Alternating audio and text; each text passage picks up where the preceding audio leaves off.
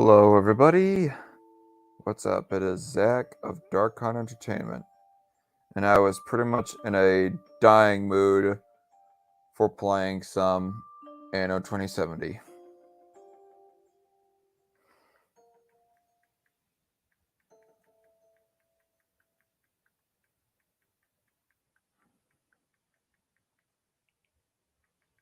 Just showing up the link here a little bit to probably a couple more servers. Stream highlights.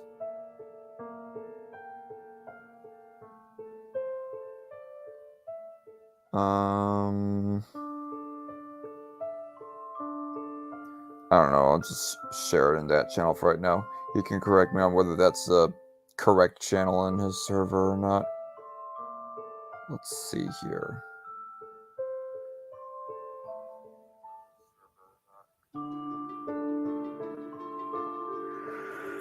Well, there's of course nobody in yet. As far nobody in the live chat yet. I'm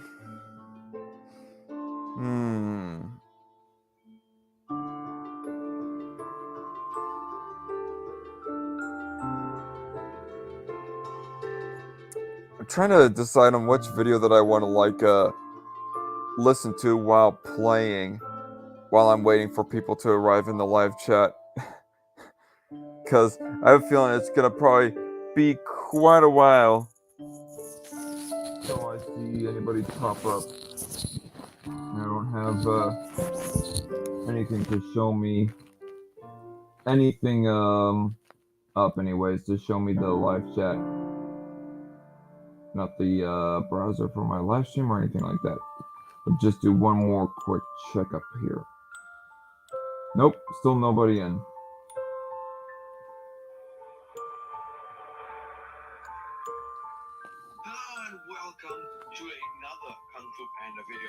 If you guys hear it as well, then cool. I'd just like to thank everyone who checked out my review of Kung Fu Panda 4, but not only that, my fan script for it, essentially what I would have done for the movie. That video has got over 26,000 views. That is absolutely insane. That is my second highest viewed video and is my only one to get 1,000 likes. So thank you so much for that. Today I thought we would keep the Kung Fu Panda train going. Alright, here we go. I'm going to talk about why the Chameleon is the worst villain in the franchise. The only one that I have seen people put below her occasionally is Kai, but obviously we all know that number one is either Lord Shen or Tai Lung, depending on people's perspectives. Let's just start off with their demeanor.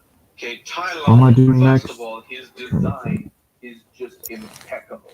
Okay, he is a snow leopard, which are obviously great. Oh yeah, I'm trying to like get up jewelry production. Beautiful, bright yellow. And having Tai Lung be such a dark-colored animal, I think is brilliant. Because, of course, as with all movies, dark kind of represents the evil.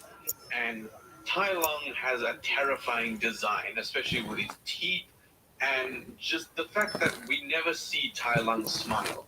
You know, a lot of other villains do just, like when they laugh evilly, they do smile. Tai Lung, I can't actually remember him smiling except for when he makes fun of Po at the end, where he goes, "He's a panda! You're a panda! What are you gonna do, big guy? Sit on me!" Classic line too, by the way. He spends the whole movie. I wonder if you guys can even hear the video. I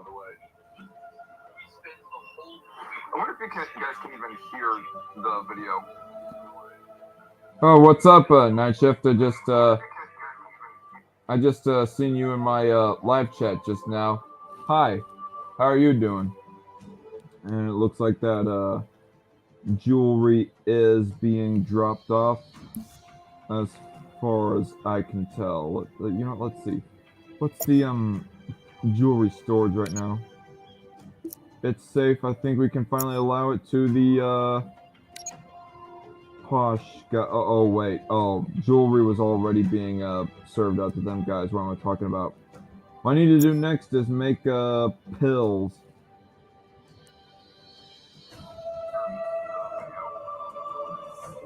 What's up, night chef?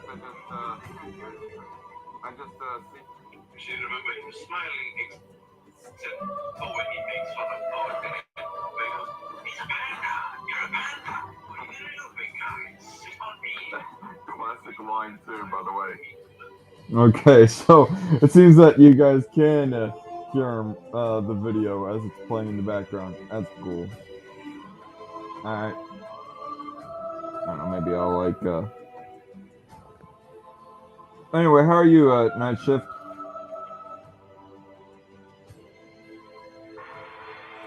Dang it. Hello, and let's just start off with their demeanor. Okay, Tai Lung, first of all, his design is just impeccable. Okay, he is a snow leopard, which are obviously great. And his eyes are this amazing, beautiful, bright yellow. And having Tai Lung be such a dark-colored animal, I think, is brilliant.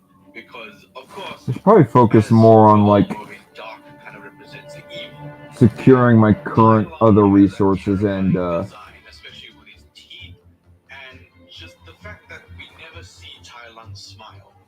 and also building up my military resources as well for the inevitable possibility that I might have to fight off the narcissistic prick. Stop sneaking up on me like that.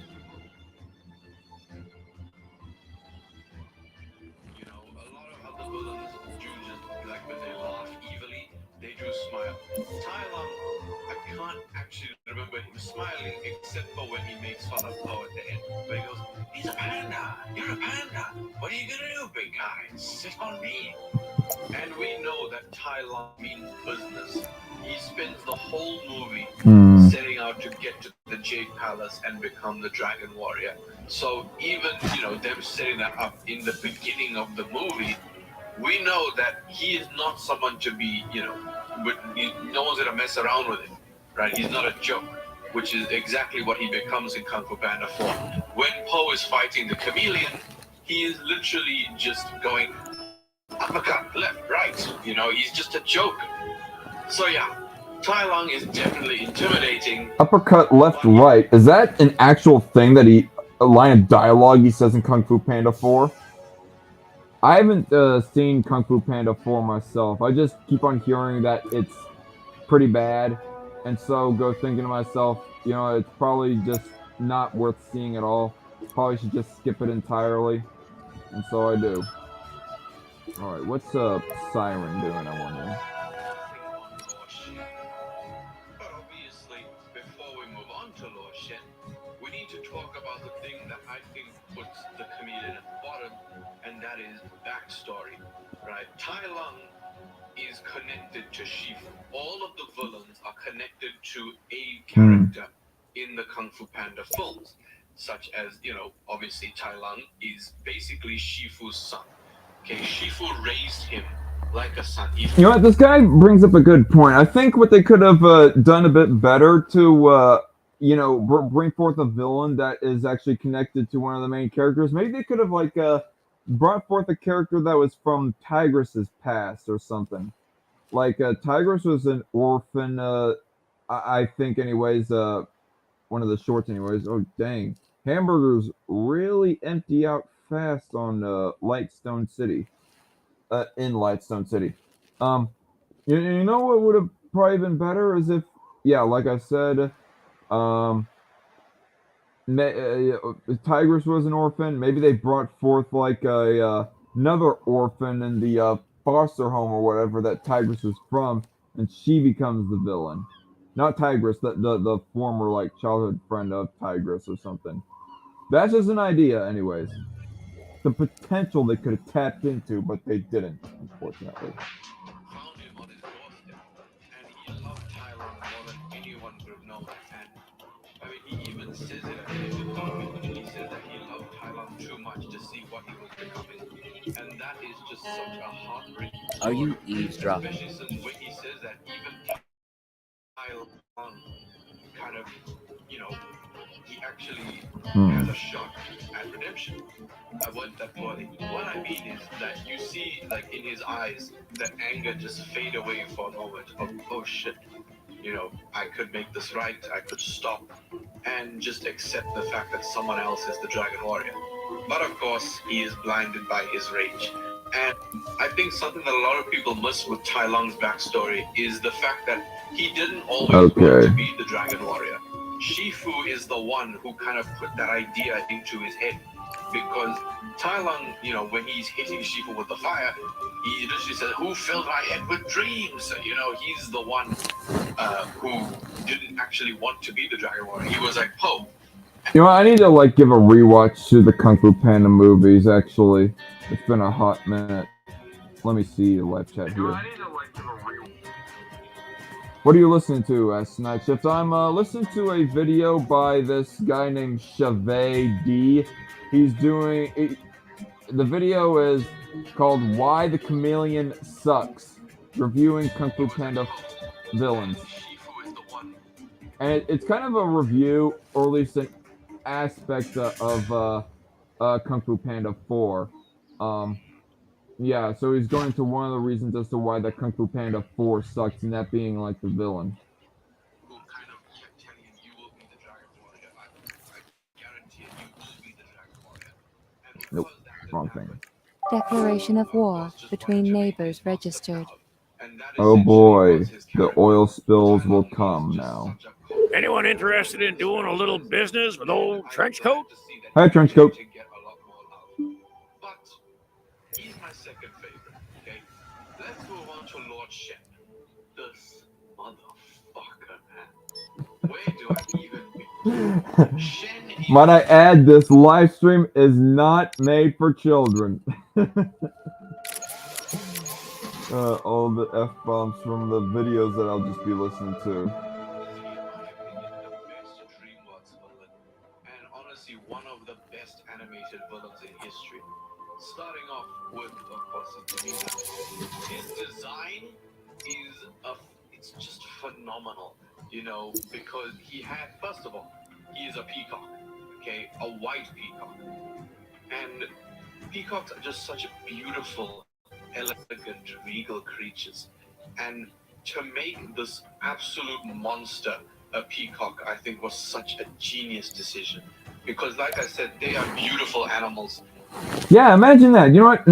He really gets me to thinking about it. Like, when you think about it on paper, a peacock as a villain doesn't work. But somehow, in execution, Kung Fu Panda 2 made it work. Ain't it amazing? Lord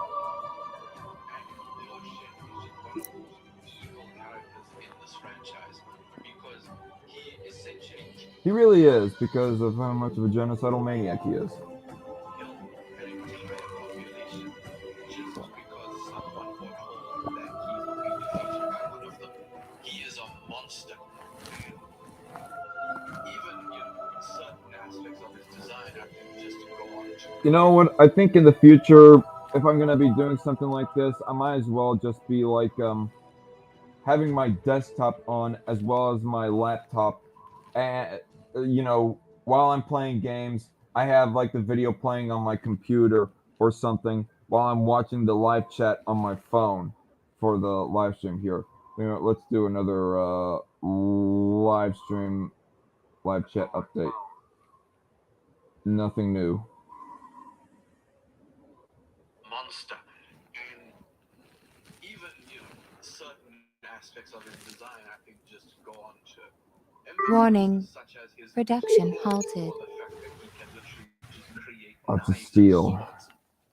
Especially his introductory scene, you know, of him like going to the palace or whatever that was, and essentially just Without absolutely my decimating oil, Monster whole Rider. world would stop. Who I believe we do see again in Kung Fu Panda 4, because the community does Bad bring lip him back. syncing there. And yeah, This is not Lord going to be a Shen good is day. someone who I think is the only one who is more Screw you complex too, than Thor. Tai Lung.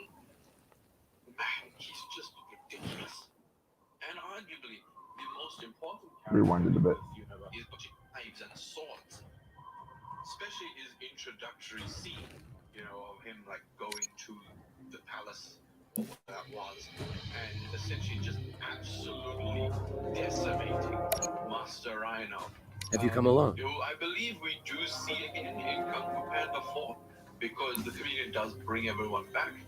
And A visitor? yeah, That's a rare Lord occurrence. Shen is Keep someone it who short. I think is the only one who is more complex than Tai Lung. Man, he's just ridiculous. And arguably the most important character in this universe, because he essentially created Poe. He basically caused Poe to be the one, to become the Dragon Warrior, to become this character that he is now. He went from just an 100,000 tons in ordinary 2 years as panda, my common goal. doing a daily Strindberg, job, think of the whatever, schedule, whatever, Strindberg. to No now delays, Strindberg. just- We expect total commitment, Strindberg. I can hear their voices at night when I'm tossing and turning in bed and can't sleep. They're after me. The heck? That was a random piece of dialogue from the game, from Thor Strindberg in the game. There wasn't even any like particular message as to why that he was saying that, but just yeah. Thor Strindberg is the biggest narcissist, paranoid narcissist in this game. Defender of the Valley, one of the most respected kung fu warriors there is. And it's all because of Lord Shen. As I said earlier, of course, Shen's backstory is very interesting and really is played out beautifully, by the way, with the 2D animation and the material. I forgot what it is. I forgot what it's called. I'm sorry. But basically, of course, he, saw that he'd be defeated by a warrior of black and white, yada, yada, yada. He killed all the pandas. And then his parents exiled him, where he returned many years later. But Registering energy this was not shortage. originally going to Wait, be his backstory. energy shortage There's many where? people that don't know this, but basically, Shen Vehicle being completed. a white peacock Oh, wasn't just crap. a random decision. His parents were actually meant to cast him out No! because he was an albino. That is I'm running actually out of what coal. his origin was supposed to be. It's just that because he was an albino, his parents didn't love him and they cast him out. That's the main difference between what was originally supposed to happen Game in the final saved. film. In the final film, it is established that Shen's parents did love him. Even the soothsayer said that. Sending him away killed them. They basically died of, broken hearts. He is also a very uptight and posh character. Just the way he speaks and all that, like, greetings, Panda. We meet at last. And then, when he's been practicing that, and then as soon as he meets Poe, Poe's like, hey, how you doing? It just feels like the perfect contrast between Poe, who is like, fairly comedic, not very serious, to Lord Shen, who basically has little to no, humor in him. I seriously doubt that we will ever see a villain like Lord Shen ever again. I know people love Death from Puss in Boots too, but I'm sorry. Lord Shen is undoubtedly a better character because, of course, that's not Death's fault. He's literally the Grim Reaper. He's just there to, instill fear into the audience. He's just there to be scary. Lord Shen, of course, is an actual character. You're not going to go and give Death this crazy backstory, tie him in with the hero and all of this, make him a tragic character. No. But that's what Lord Shen is. And it was such a shame to see the fact that he didn't even speak. I don't know if how this would why Wreck-It Ralph is an impeccably perfect movie. Registering new I vehicle. might put that on my Impeccable. put it in my watch history so as to watch it next. Nothing new in the live chat? Okay. He didn't even speak in Kung Fu Panda 4. He didn't even put up a fight. As soon as he stepped through the fucking spirit realm portal thing, he got his powers taken. Like, for fuck's sake, man. Why am I spending so much time on Shen, you might ask? Well, it's because, much like Tai Lung, he wanted power. That is something that all the villains want. That is the only common thing with all of them, is that they all crave power. Tai Lung wanted power to make his master proud. Lord Shen wanted power to hide the pain that he had gone through, you know, due to his parents casting him out and all that. Kai, even though we haven't gotten to him yet, he wanted power just for the sake of having power and for control. He, of course, got to control everyone he took the chi of. Meanwhile, the chameleon just wants power for the sake of it. And the reason why I'm spending so much time on Lord Shen is because the chameleon is very much a ripoff of Lord Shen. She stays in this, high up place in the city. I know it's not the same city, but you know what I mean. She has an army which is way less intimidating than the wolves. I'm sorry, I don't know, the iguanas or Komodo dragons or whatever. They are just not it, okay? They're just there for comedic relief. But Shen's wolves, because you know how they played into the story, that the main wolf was actually going to kill Po, but Lee, went and hit it with a hammer, and that's how the main wolf is like, he's blind in one eye. So that's what happened. But with the chameleon's army, they are literally just there for comedic relief. So yeah, it's pretty shit. And not only that, the way that they go about it, like, oh, we have to get to the chameleon, but the army is. Okay, keep on putting off Warning. upgrading my Production halted. burger production here. From friggin' Kung Fu Panda 2, and I said this in, I think, my spoiler review of Kung Fu Panda 4, that in Kung Fu Panda 2, Manta says, this place is crawling with wolves. And then in this movie, someone says, this place is crawling with lizards. They literally just took the line. So they were trying to just rip off Lord Shen, and it was so disappointing to see. Now moving on to Kai. Kai, for the longest time, let's be honest, it's been 8 years.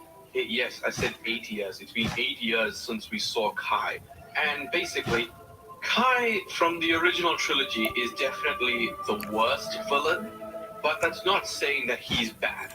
Because, we've had two villains with insane backstories so far and ridiculous, complexities to their characters. It was about time we get a character who wanted power just for the sake of having power and control. Because Kai, he really, I think, in a lot of people's eyes, he's going up in the world because of the chameleon. People crapped on Kai a lot. Well, I say that. People still group him with the others. They're like, Kung Fu Panda has the best villains. Because Kai is a good villain. He's just not as, amazingly written as the other ones. That doesn't make him bad. He is a good villain because he at least, has a backstory. The chameleon doesn't have that. Kai and the chameleon, I think, are the most similar villains because they both seemingly just want power. But Kai, like I said, he wanted it for the sake of control because taking people's chi not only gives him power, and I know you probably didn't notice it, but in his fight with Po, at the end, as it begins, when he calls all of the Jade Warriors back, the chi actually makes him larger. So the more Dang it. chi he gets, Need more concrete. He gets larger, but he also gets stronger and more powerful. And that is what he wants. Because he's also able to control all these masters. 4 members of the Furious Five, Master Shifu, and all of these other villains like Master Chicken, Master Bear, Master Croc, all of them. My God, he gets to just control all of their movements. The chameleon wanted power just because, it wasn't even just, oh, I love being evil. It was just a generic, yeah, I want power. I'll take over the world. Yeah, sure, why not? It's just so bad. If you hear this weird noise in the background, it's the aircon, but I'm really hoping the mic isn't picking it up. Plus, how can I hate on Kai when he has, I'm So Sorry as his theme song? When unfortunately, I watched this movie way before I heard the song I'm So Sorry. I loved Imagine Dragons, but for some reason that song I'd never heard. So when like they came down to South Africa in Jan last year, or Feb last year, I was so excited when I heard that because I was like, but it sounds a bit like Kai's theme. And then as soon as he started singing, he was like, "Oh, son of a stepfather." I was like, holy shit, it is his theme. And then I go and I was like, oh my god, Kai's theme is based off a song. That is so awesome. Because, oh man, I love Kai's theme. It's so good.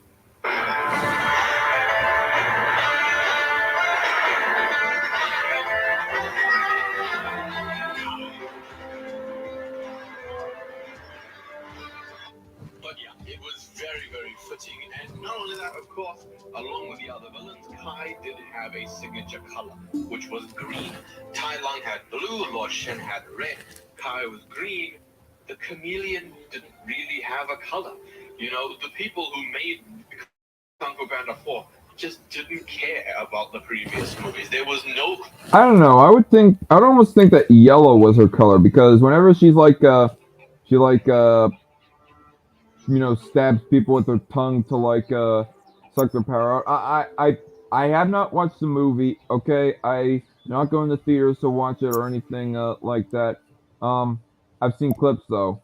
But in all seriousness, to be fair, yellow might be the theme because whenever that she sticks her tongue out to suck people's power, there's like a yellow aura that comes off of it.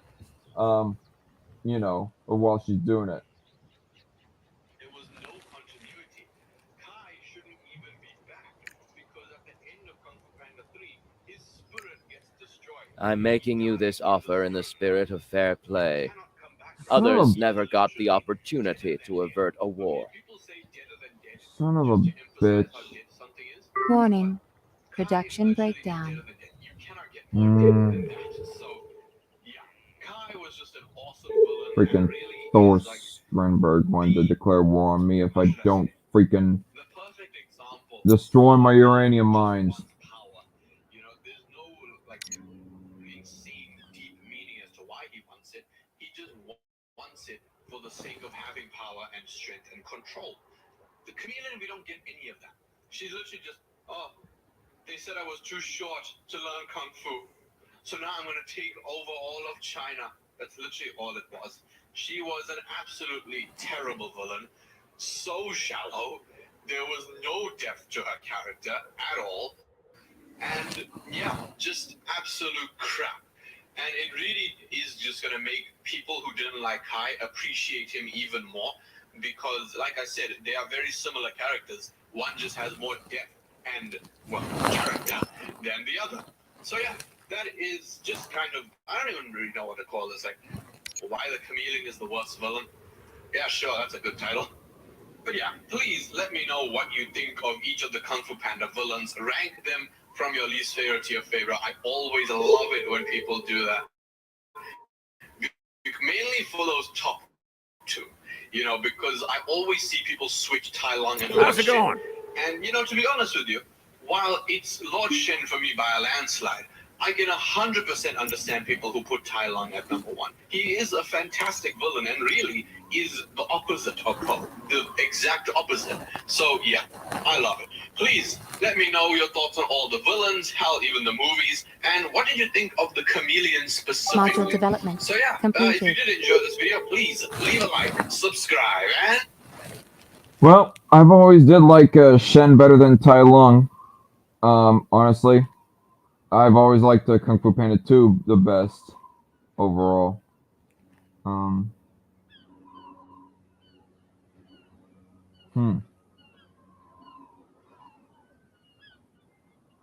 Why Secret Invasion sucks a scene comparison. Alright, let's see what the live chat has to say.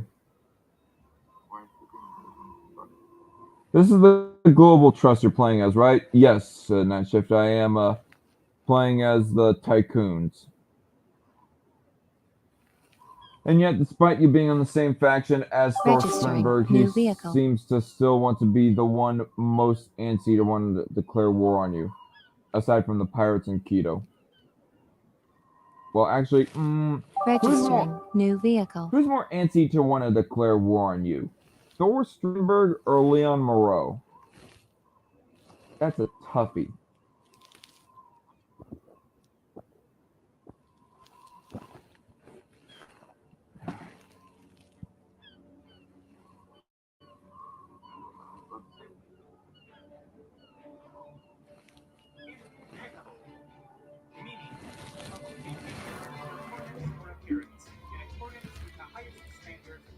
I might have to destroy those uranium mines for the short term.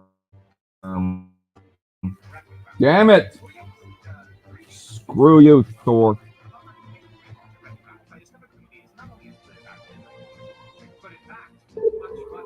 So I really don't think that I am on the same level as Thor in order to like go to toes with him in a full-on war.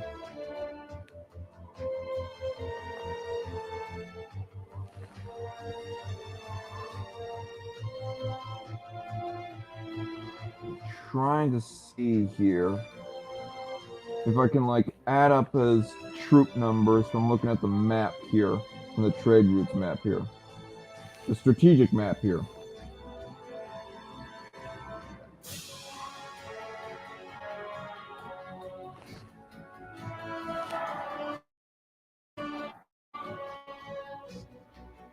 I don't know. Night Shift, what do you think? How many times have you fought Thor Strindberg whenever you played Anno 2070? Or this question is to everybody who is watching, actually.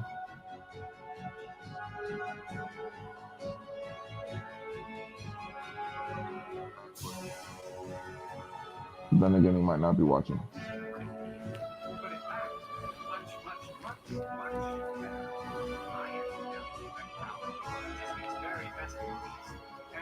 Dare I say, even one of the greatest animated movies ever made. Registering conclusion of peace between neighbors. As I explain why Wreck-It Ralph is an impeccably perfect movie. Before the plot can even begin to happen, before Ralph even shows up on screen, the movie has already secured its place as one of the most creative and unique Disney movies. As the normal Disney animation logo at the beginning is placed with an 8-bit version and... Now that doesn't really have anything to do with the plot, but I thought it was a great example of how much attention to detail and care was put into this movie. Actually, let me also other non-plot related elements that are very nice as well, but because they don't impact... I'm going to save the game right here. Great comedy. Ralph's design. Felix's design. Penelope's design. Actually, pretty much everyone's design. The creative and unique setting. The detail of the nice landers at the low frame rate. The many well-integrated and surprisingly unintrusive references to gaming, including my personal favorite with the code for the Sugar Rush Vault. Good animation. And the movie actually justifies being an animated movie as well with its unique setting. Decent music score, etc. Well, also, I just wanted to thank all you guys who watched my previous videos and subscribed. You guys really mean a lot to me. Just want to let you know that. Without further ado, I present to you the S-tier plot of Wreck-It Ralph. Just seconds into the movie, Ralph is an instantly engaging character. His intro narration is pretty chill and relatable. It tells us everything we need to know in a clever, unique, and engaging way. Ralph, being someone who does his job perfectly, but gets no respect or love despite it, is such a perfect idea for a character. And connecting all that to a world filled with flawed misconceptions and stereotypes is even more genius. As we will soon find out, Ralph's role in the game is actually very, very important. But unfortunately, Ralph has been led to believe otherwise by his own game's characters. A few moments later, Ralph drops the bomb on the other villains. Saying supposedly already have a game saved, like, oh, I guess. Okay. Yeah, overwrite. Game saved.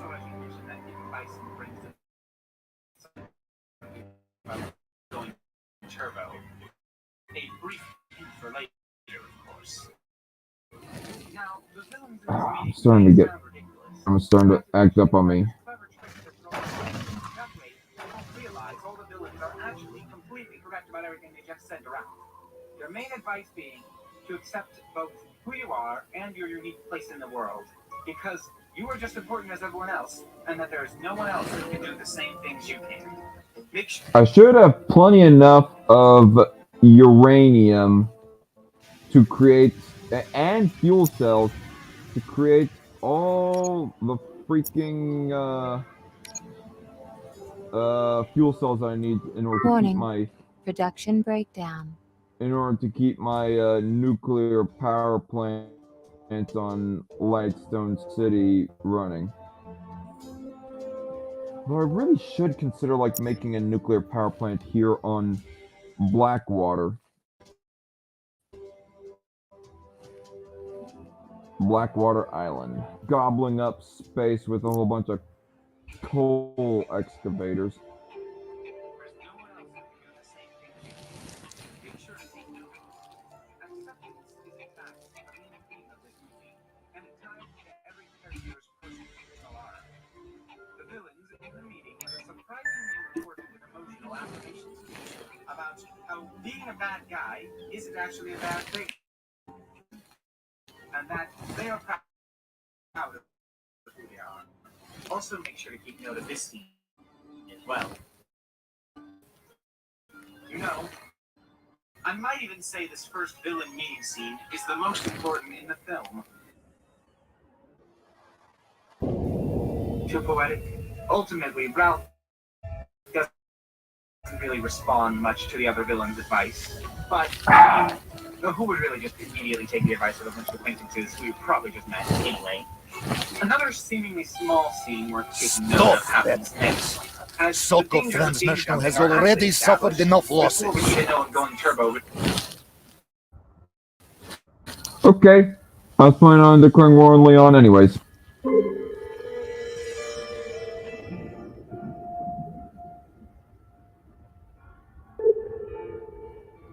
Finally, someone's taking defensive action against those terrorists.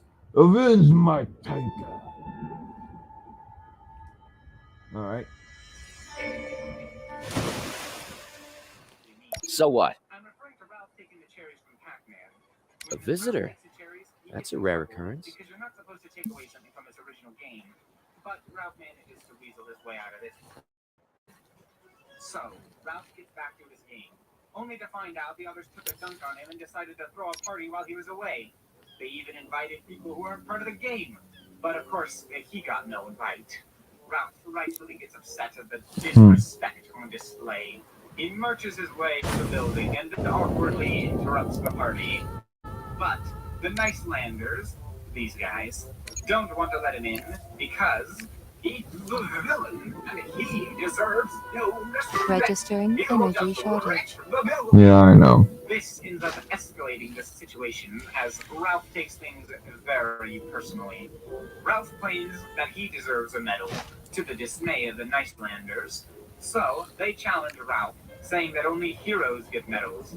But Ralph responds back, saying that he could be a hero if he wanted, and bets that he'll get a medal to prove it.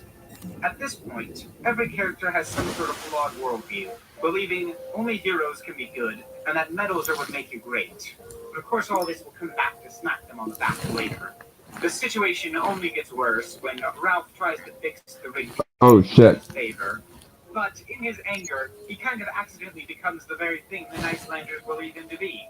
A subtle hint towards things to come.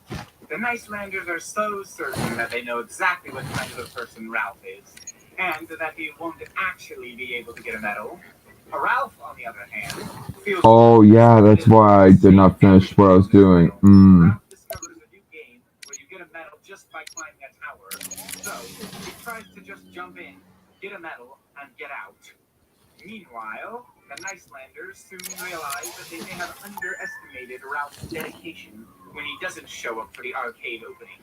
They only begin to realize how vitally important he was as soon as he isn't there anymore. Big oof. Should have thought that medal challenge through a bit more, eh? With their game now at risk, Felix heroically heads out as heroes do. But little does Felix realize, Ralph isn't the only one whose worldview is being challenged. Ralph showcases with his disastrous attempt at hero's duty That everyone is made with a purpose, and trying to be something you aren't is probably not going to get you very far.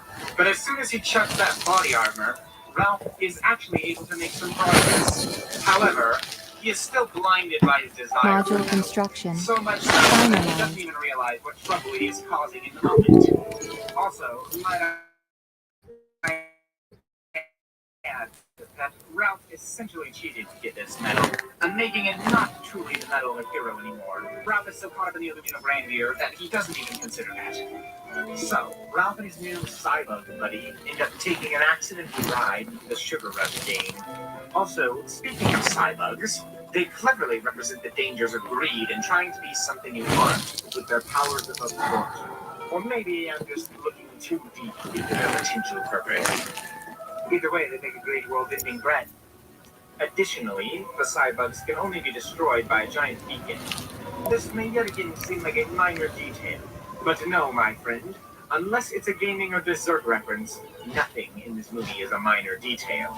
It is always subtly building towards the ultimate climax. Another thing to note is that Ralph knows the beacon can destroy the Cybugs because he saw it happen. Why am I telling you to remember this? Well, you'll see. About now is when Ralph at last meets our final main character, Vanellope. Though he could care less about what she is saying, since the medal is clearly more important, right? But Ralph is still stuck in a game that isn't his own, and his lack of knowledge leads to his downfall into an icing pond. Meanwhile, Vanellope snatches his precious medal. Next up on the docket, King Candy, aka the last great Disney villain. I can't really say much about him now, since all the juicy parts related to his character come later on. But I can't say how perfectly annoying he is in his selfishness. He may seem to be just an unlikable guy, but his selfishness is actually a key detail which subtly hints at future twists in the movie without you even realizing it yet. Also, I might as well mention his hilariously Wondering where I should build the HQ. Represents his ego, since I won't really have much to say about that later scene other than this. On another note, King Candy is the person who's currently in control of this racing game. A game which he wants to be chosen in every Warning. race played on it. Production This is halted. an important yet overlooked hint to his secrets later revealed. Meanwhile, Felix meets up with Calhoun of the Hero's Duty game, who decides to head out to find Ralph in Sugar Rush. But she doesn't want to take Felix with her. This relates to her ultra-traumatic backstory, where her fiancé was killed at her wedding, which is what created her intense hatred of the Cyber. Also, Calhoun's fiancé is the only time I can remember in a modern Disney movie where they actually show someone dying on screen. Though it is very brief. Calhoun can't stop dwelling on the past. She's afraid to let people help her because she doesn't want them to get hurt. Whereas if she only puts Not a whole lot happening in this game. I'm just trying to strategize and figure out what all I want to do. Receiving information about the outbreak of war Apparently between I'm neighbors. forward everybody to not want to listen or watch anymore. That's fine. People can watch or not. I don't care.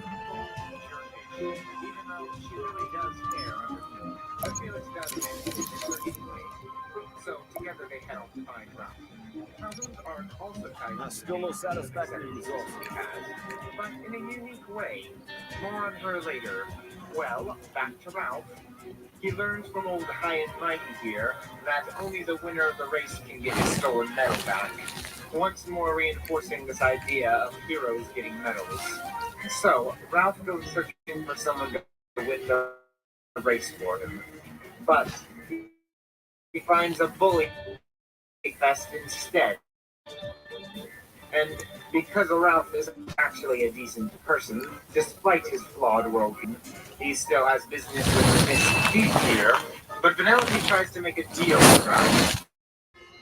Because all she ever wanted was to be a normal racer like everyone else, but has so far been denied that by the rest of the world. Just because she is different. Because she has a glitch. Another interesting note, Vanellope claims not to have a glitch, but just picks Lexia, which is actually a pretty clever nod to the real-world disability dyslexia, which in some ways is kind of similar to Vanellope's glitch. And many people with real-world dyslexia are often bullied as well.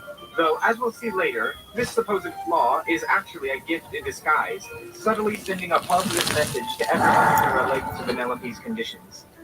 Anywho, Ralph is upset at all these extra steps he has to take to get his medal back, and decides to blow out his anger on a jawbreaker. And hey, if you're enjoying the video so far, I wouldn't mind if you smash the like button as hard as Ralph smashed that jawbreaker. Meanwhile, Felix reveals how ignorant he has been to Ralph. That just sounds so dirty. Explaining that he doesn't understand why Ralph would do such a thing as going turbo. Calhoun in return wonders what going turbo exactly is supposed to mean. So, Felix at last explains the infamous tale of the game jumper. Turbo became a villain because he was selfish and wanted more in life, rather than learning to be content and accept his place. And Felix is afraid Ralph might just become like Turbo, and he isn't too far off from the truth. More on Turbo later, of course. Unfortunately, Felix and Calhoun accidentally make the same mistake Ralph did when he first entered Sugar Rush, but with no easy way out this time. Calhoun uses her quick thinking and careful planning to determine the situation, but she currently has no plan of escape. Felix, on the other hand, panics. Trying to decide whether I want to build it now or not. He comes up with an out-of-the-box plan, which only he could be able to pull off because of his hammer. Together, they end up using their unique talents to escape the pit, showing just how well they work as a team and how they can... You know, I need the extra people anyways. A truly extravagant construction project. Are you really up to it? Yes. Good point. Unfortunately, things don't end up going so well when Ralph tries to help out and make the new car. But in a surprise to be sure, but a welcome one. We're just analyzing the environmental data on your island. In short, it's a disaster. Yeah, piss off Leon. He never realized the value his unique skills actually had until this point. But old Doofus Head shows up, and unfortunately they have to make a quick getaway. Off to the secret bonus level it is. Oh, and by the way, I like that Vanellope actually has a greater knowledge of the game world than even King Candy does. Yet another subtle hint at the upcoming twists. Inside the mountain, Ralph once more vents his frustration when Vanellope reveals she can't actually drive. But she assures him that there is still a chance. She can feel it in her code. Seems like it might be another hint. Vanellope has already started to grow attached to Ralph after all that has happened. Him saving her from the bullies and helping her make a new car. All this being more than anyone else has ever done for her before. But Ralph is a bit more hesitant. He believes if it weren't for Vanellope, he would be being praised as a hero already, though he too starts to see her as a friend after helping her learn to drive. The bond between Ralph and Vanellope works so well because, despite being video game characters, they feel like genuine people who have a rocky but realistic friendship. They may be very different, but the personalities just mix perfectly, Your construction and they know they site need seems each to be other, well as managed. each one was worse off before they met. They both also share similar misconceptions of the world and their place in it, both believing themselves to be outcasts who have to prove their worth, when in reality, both are one of their respective game's most important elements. While all this is happening, Felix makes his biggest mistake yet, complimenting a woman. This causes Calhoun to put her from her ship, since she is still not ready to move on and is too afraid to lose Felix. And though it makes her seem jerkish, she really secretly cares about him, and it was actually her Felix woman who caused her to abandon him. Felix is heartbroken, not even realizing that now he feels the same way Ralph did at the beginning of the film. Now we reach what is probably the most iconic and important part of the whole movie. I'm sure you all know exactly what I'm talking about. Ralph's betrayal. But just before all that, Vanellope, realizing she has found a true friend in Ralph, something even more valuable than winning the race, makes a special candy medal for Ralph. Unfortunately, while she was doing that, King Candy stops on by to pull out quite possibly the cleverest villain manipulation scene in any Disney animated movie. But first, my favorite scene in the movie. Oh, aha! You wouldn't hit a guy with glasses, would you? Aha! You hit a guy with glasses. Well played. King Candy has with him Ralph's long-lost Ralph's medal, offering it in return for nothing but advice. Ralph is hesitant to trust him, and for good reason. But King Candy is sly. He uses special weapons called facts, logic, and half-truths to trick Ralph. You see, what makes this scene so brilliant is that King Candy is right. My game crashed.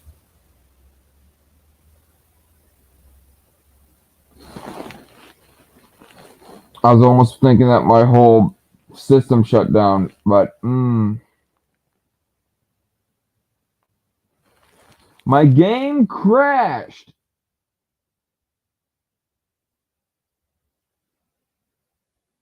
You gotta be kidding me. Everything he said is a genuine outcome, an outcome which could spell doom for Vanellope. Ralph, now filled with fear, decides to do what he thinks is best for Vanellope and her game. When Vanellope returns, she gives Ralph the medal she made, and Ralph looks at it and thinks about what he's going to do, and how he doesn't deserve such a gift. Inevitably, Ralph reveals his intentions and pins Vanellope up so that she can't stop him. And in this moment, Ralph becomes the very thing he always thought he was. The one thing Vanellope never saw in him. The villain. And now, even Vanellope believes that her hopes crushed forever. Ralph leaves with the illusion that this is for the better. But hey, at least he's got his medal, am I right? Because that's what's really important. Was there an autosave right there? But when Ralph finally returns to his game to claim his reward, there is no one left. His choice Wait, what the heck? as a villain has caused the game to be set for unplugging. The last remaining knight looks like. keeps his promise and Oh, thank God. That it seems that last autosave was very close to when the game decided to crash. That's cool. gives Ralph everything he said he wanted before leaving himself. But what Ralph thought he wanted was not actually what he needed all along. Ralph at last realizes that getting a medal isn't really what he wanted, nor has it made him happy. But rather, what he had, a friend in Vanellope, that was when he truly felt complete. The medal wasn't even earned fairly, and it only caused him and everyone else trouble wherever he went searching for it. But the friendship he had with Vanellope, he earned Awesome. by being himself. Ralph tosses the medal, and with it, his false worldview. And when he does so, he finally sees the truth. Registering new vehicle. Vanellope is a part of her game. King Candy was wrong, and that means she Statistics isn't Center. She is an equally valid part of her world and deserves to be given a chance just like everyone else. Seeing this, Ralph realizes that it isn't too late to save the one thing that truly gave his life meaning, his friend, and make it up. Ralph rushes back to Sugar Rush. My game decided to crash again. Bill and interrogating him to find the truth. After some convincing, It might be a possibility that the reason why is because my computer is overheating, actually. And so, I'm feeling the bottom of it right now, and it does feel kind of warm. Especially on the right side here, as opposed to the left. That does not feel right. So on that note, and especially since that the game decided to crash on me so quickly after I pull it up again, I think on that note, we're going to call it good right here. Oh well, at least I played some computer games after a while of not being able to do it. Anyway, for anyone who has watched Night, thank you for watching and contributing in the live chat as you have. And yeah, see y'all